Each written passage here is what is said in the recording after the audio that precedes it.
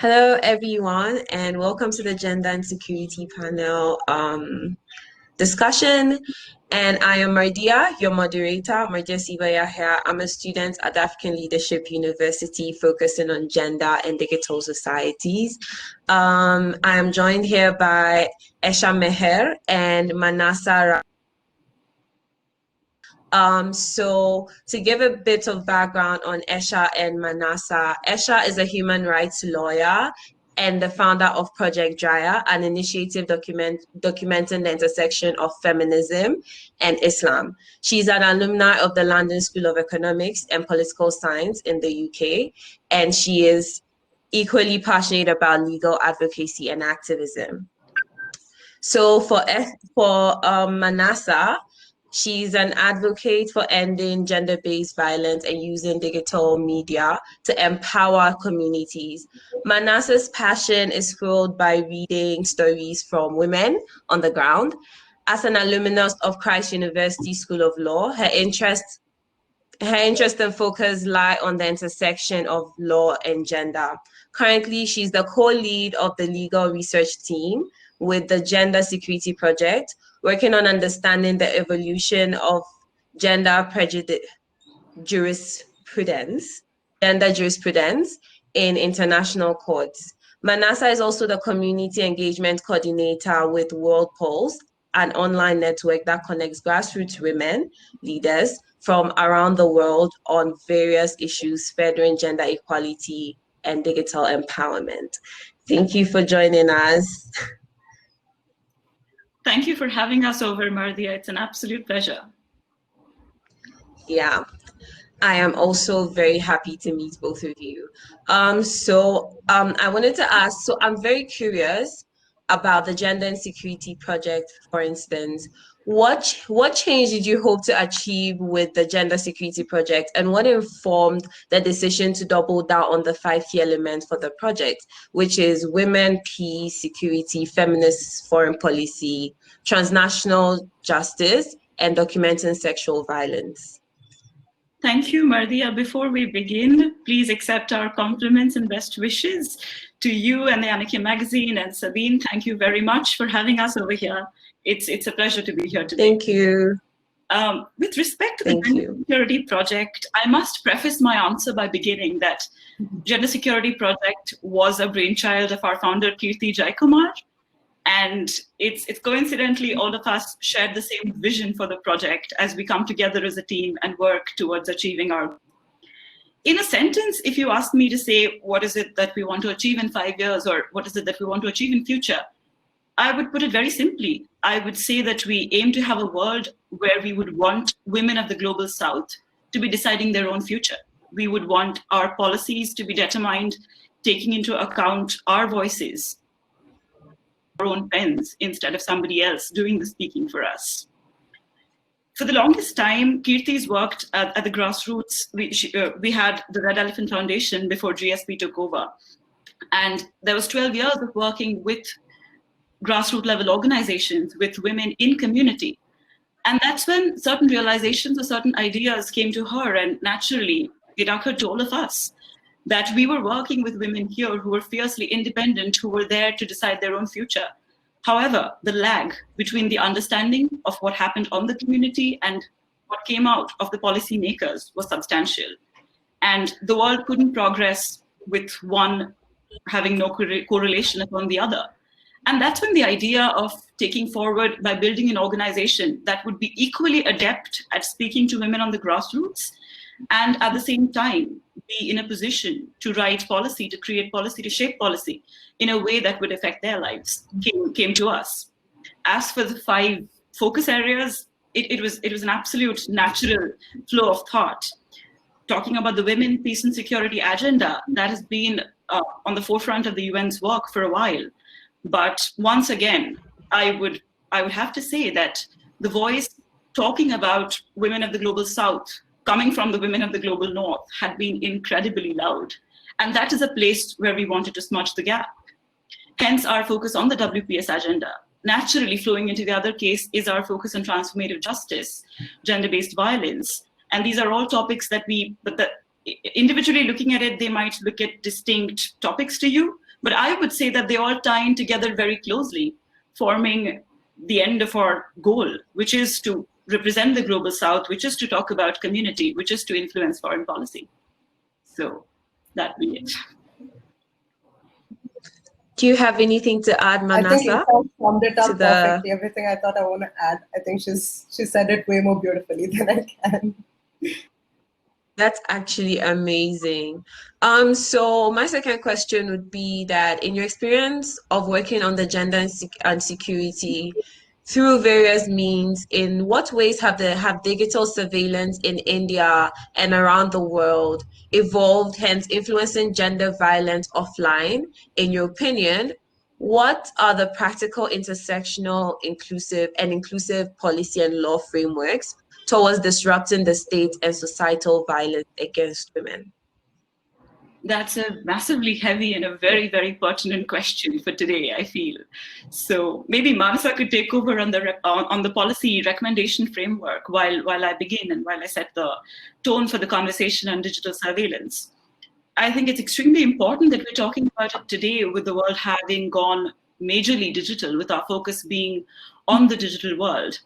We at the GSP focus on digital surveillance and its effect on lives of women.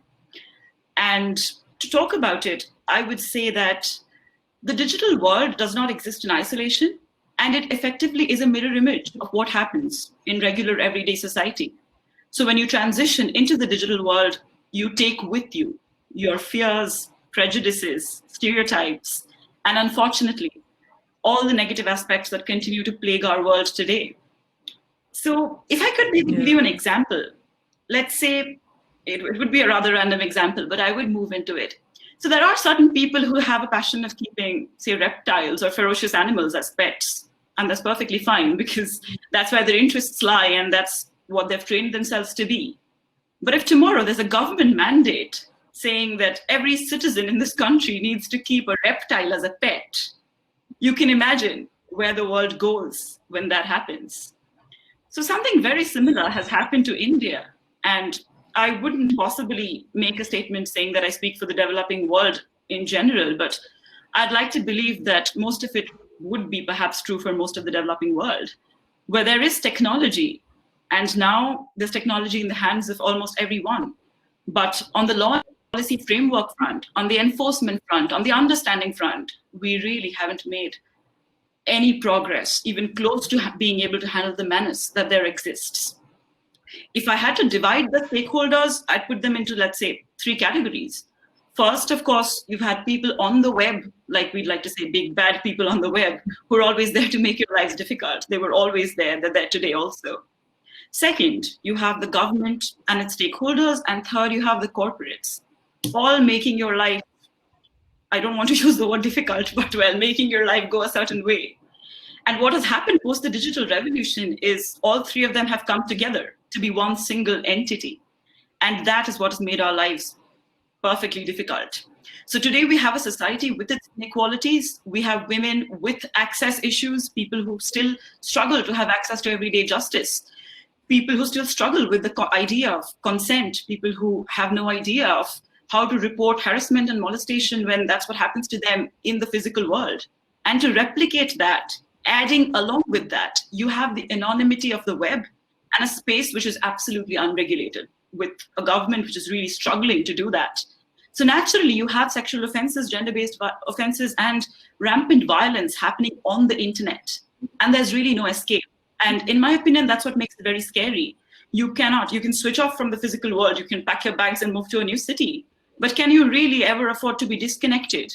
The violence, the defamation, the abuses that happens in this space is there to stay with you.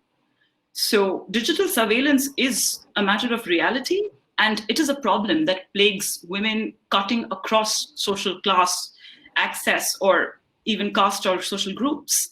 And that's something they're all facing without an idea of how to combat this giant.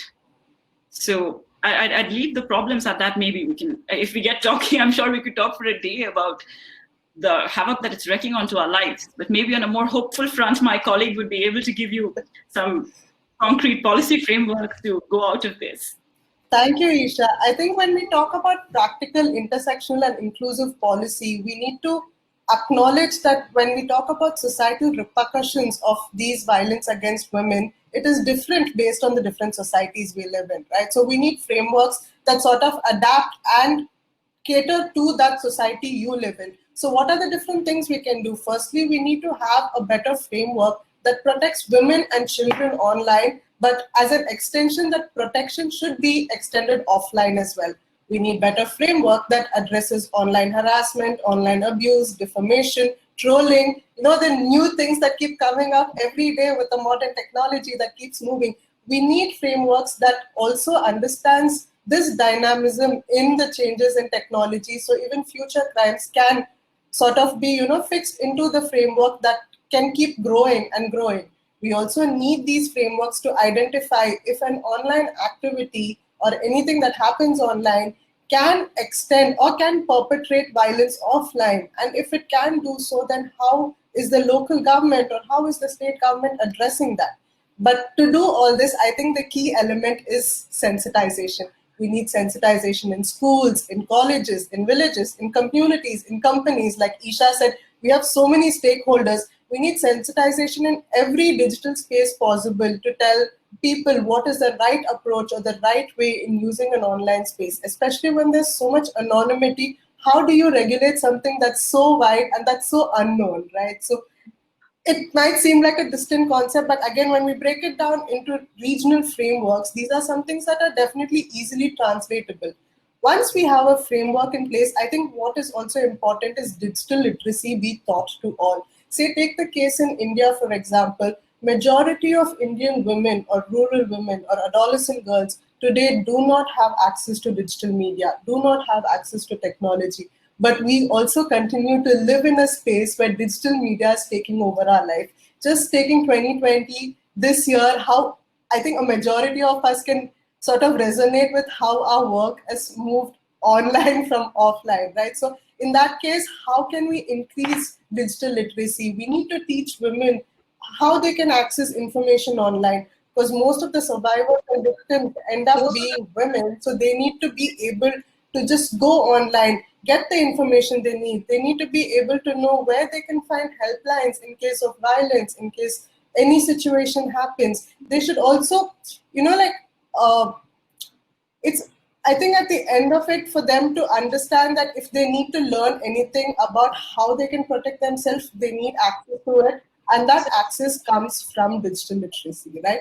And then sort of like clubbing all of this into an intersectional framework sounds complex to an already complex problem. Is the solution is bringing all the stakeholders to the table, be it globally, nationally, locally, be it different communities, different corporates, different companies. We need everyone on the table to form a framework that can cater to all, that can protect everyone, right?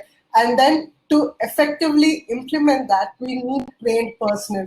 There's no point having a really good law if your, say, cybersecurity cell or if your women's cell in your country are not aware of what to do in case of a violence, right? We cannot, they need to be up and ready to go if something happens. So we need stringent training for enforcement personnel to ensure that when such a hardworking intersectional law is in place, it is also equally effectively implemented. That is actually amazing. And like I had like so many I took so many notes and had so many follow-up questions. That so there's one which is very short, and in the case where Esha mentioned governments and governments struggling to regulate the digital media. But we are seeing a different issue in Africa where the government is regulating it by trying to like stop freedom of speech because people are using it as their means for activism, their means to like create awareness on corruption in their countries. And like one thing we can like one recent issue is the Nigeria and SARS, where the government they used on Twitter to mobilize people, but now the government is trying to create policies that regulate social media. They're trying to pass a social media bill, and right now in Tanzania, we're also seeing a case where Twitter has been blocked because of the election, and there's somewhat violent according to what people on the ground are saying. And that's like an issue we are seeing right now, that if we don't understand it, we'll just take it away from them. And yeah, so what would you suggest? How would you suggest that we like go around, find, let's say, strategies to counter these things? So I'll take the lead and begin, and then Manasa could add on to something if I've left something behind. You're absolutely right, Mardia. It's a phenomenon that's happening everywhere in the world. I mean, I would say it's very true for India also. It's very similar how the government is using the tool to really suppress dissent. It's a weapon that the government loves to use, but then the government has no idea what the weapon is made up of. So they can't make one, but they're like, oh, I'm so happy that it exists in my hand. Let me just unleash it on everyone I don't like. So that's the same thing that's happening. So I would say there's no simple answer to a question like how do you stop an authoritarian regime from exerting its authority in an extra way?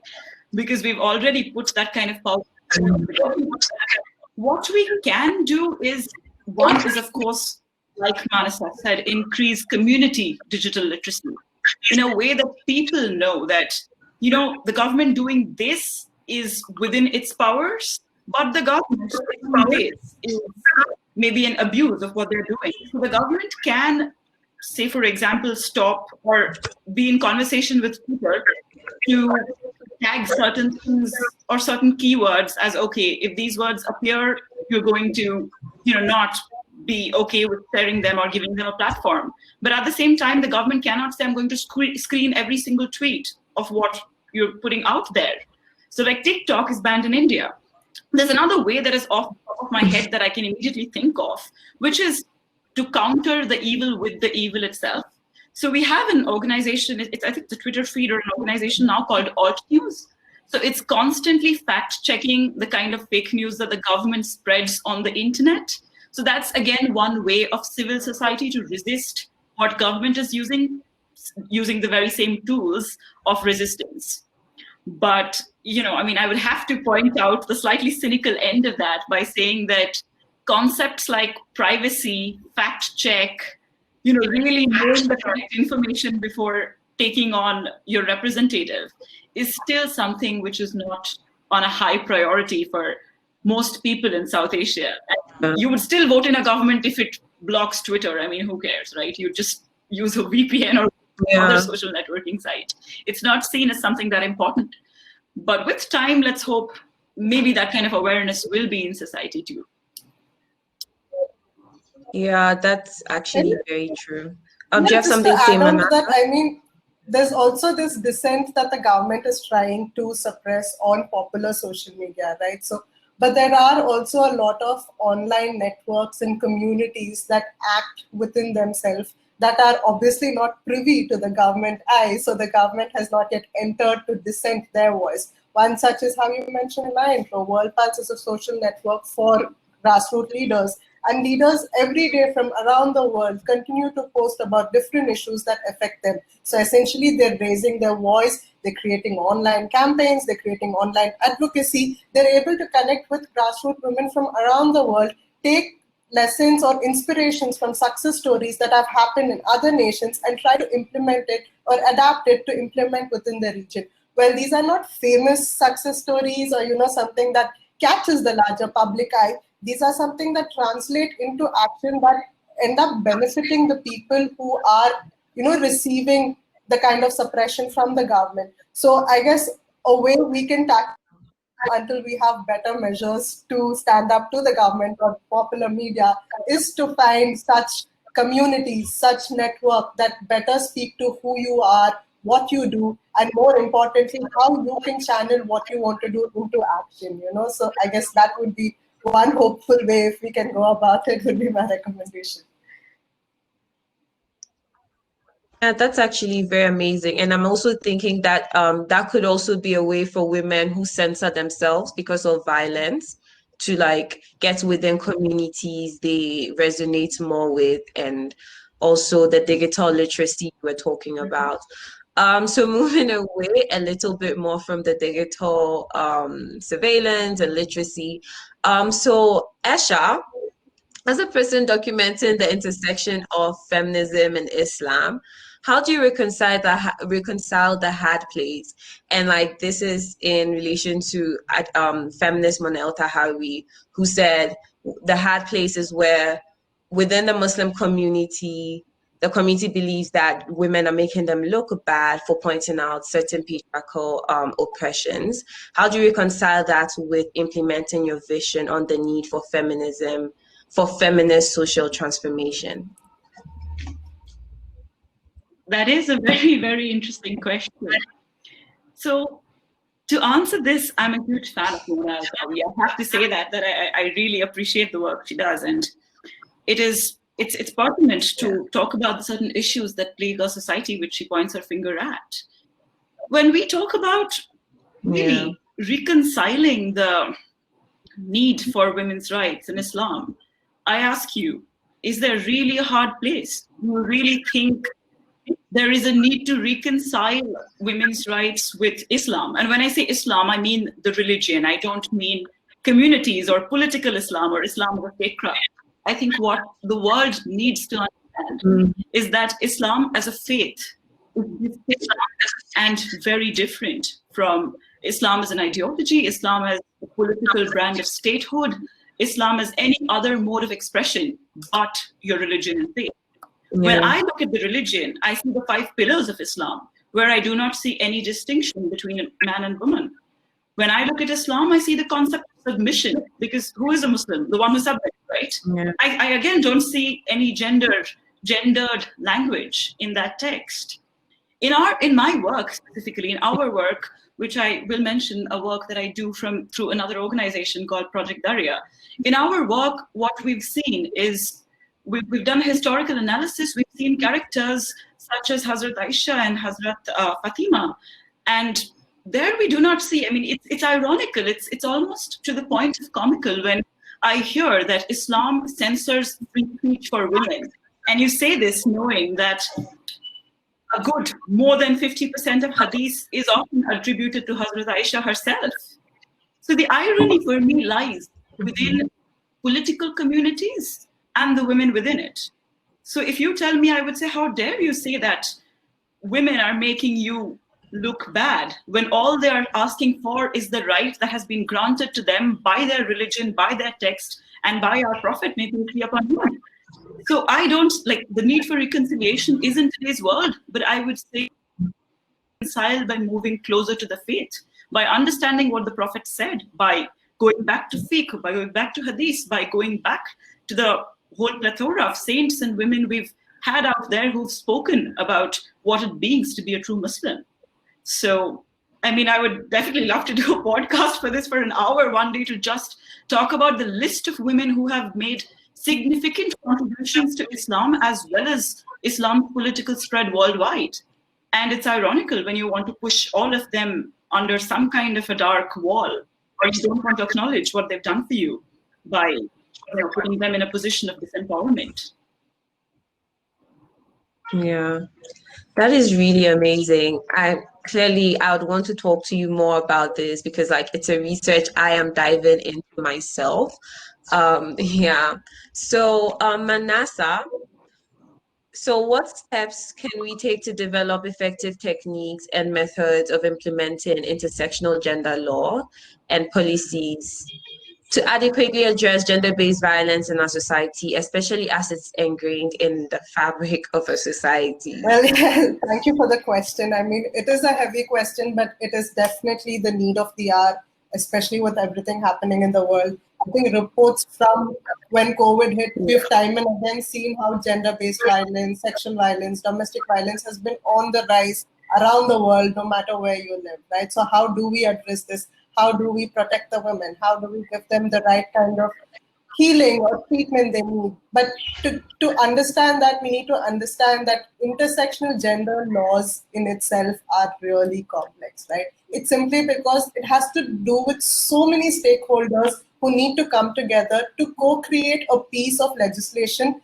that is going to benefit everyone essentially. And I guess we live in a world where no two section of the people can agree on a smallest thing. So how can you make different stakeholders agree on something that brings about equity for everyone? But that said, it can be achieved. In fact, from stories that I've read from this year, women have shown us that this can be done. The journey is a long one, is an arduous one, but events this year has definitely accelerated our journey into creating a post-COVID feminist world. These stories, where women, despite not having proper legal framework, they continue to stand up against harsh governments. They continue to stand up against patriarchal norms. So it essentially can be done, right? If we weave some of these success stories into the policy and legal framework, then we are on a right track to address gender-based violence, or at least reduce instances of gender-based violence, if not eradicate this. For this, we need change makers, women on ground, grassroots leaders to come to the same table as lawmakers, policy makers. An effective intersectional gender law can be achieved only through a collective effort. But here are some examples that I have seen through my course. Say, let's take the case in Cameroon, right? Uh, there's so many women peace builders right now mobilizing women's voices to put an end to the Anglophone crisis that's been going on. And it's more scary because the effect is double or triple on women and children. So by taking these individual lived experiences, these peace builders are essentially drawing up systems based on their experiences that takes into account years of violence on women and children. And they're also trying to raise their voice, their issue globally, so they can build a system where they're protected from violence and where they can heal from years of trauma. Then moving on a little closer to home in India, as COVID hit, a lot of rural communities, a lot of villages, all these grassroots women quickly mobilized to help women and girls at risk, basically trying to identify who these adolescent girls are, who these women are in their communities who will suffer due to lockdown, due to COVID hitting. So, these adolescent girls receive training on skill development so they can support themselves without having to depend on their family. Out of school children were noted, so these out of school children can be put back into school, or they can receive some kind of alternate education. Marginalized women and girls receive medical support, basic food supplements, they need shelter. Survivors of domestic violence, gender-based violence were identified. They were given proper medical, psychological, and physical aid. And in many cases, they were removed from the location of danger and put in a location of safety, right? So these are things that's ongoing in addition to all the challenges that we have. Take even in the cases of, say, Nigeria, Kenya, South Africa, Philippines, there's so many grassroots women who are continuously working with adolescent girls, training them, mentoring them, creating peer groups to teach them what gender-based violence is to teach them what are the different contexts these arises out of, how can we prevent teenage pregnancies, how can we ensure that girls get educated to the basic minimum so when they grow up they can be independent. These things are being done. So essentially this is to say that by identifying different contexts within which gender-based violence stems out of and continues to work, we need to identify the best way these can be addressed within a region. These are not a tailor-made global approach. These are, again, need to be broken down to the society you live in, to the country or to the region you live in. Simply by taking experiences from these lived realities, we can create legal agencies that not only acknowledges an intersectional aspect, but also identifies what are the intersectional aspects needed for a gendered law to be effective. So that way, not just a man, a woman, anyone can be protected from violence as well. And I think, sort of taking the case of India again, what we need to do as a nation is to break away from the chains of colonial laws and patriarchal customs. We need our legal framework to be ever so dynamic, but ever so stringent to punish crimes that were once not regarded as crimes. Right? For example, take marital rape. In India, till date, marital rape is not penalized. It also comes from the mindset of the people. Right? Firstly, we have data to show that married women are often sexually abused by their husband. But yet, our legal system does not punish the perpetrators of marital rape. because the mindset goes to that a husband cannot assault his wife. Or there's an even more dangerous mindset that basically people say that husband can do whatever he wishes to do with his wife. So until we sort of change that mindset, come to a level playing field where every individual has equal access to their rights, equal protection, no matter what their gender is, what their race is, what their sexual identity or sexual orientation is, there will always be a section of population that will continue to hold the power to abuse, and they will abuse that power. But to sort of conclude my answer, I think another important contributing factor that I believe impedes effective implementation of an intersectional law is stigma. In most of our developing countries, stigma plays a huge role in anything we do, right? So unfortunately, this sort of deters people from going to protection of they don't embrace the protection of the law, but rather they move away from it. So the fear of stigma also that it's because people continue to blame victims and blame survivors for the crime and not the perpetrators of the crime. Because our society believes that women and girls' freedom comes with women and girls' safety comes with restriction of freedom. It is almost as if to say that freedom, a restriction of freedom is the key to safety. But we need to enjoy a sort of fearless freedom. How do we enjoy this kind of fearless freedom? Is by teaching future generations different facets of gender-based violence, is by teaching them the different laws, different rights, the implication not just on them as an individual, as a family, as a community, and a nation. So we take the small baby steps in sort of weaving out that thread of patriarchy from our society. Thank you so much. That was like really, really in depth, and I definitely learned so much. We have to wrap up now, and I'll close, in closing, I would want to say personally, I want to know how to join the Gender Security Project because you guys are doing very, very amazing work.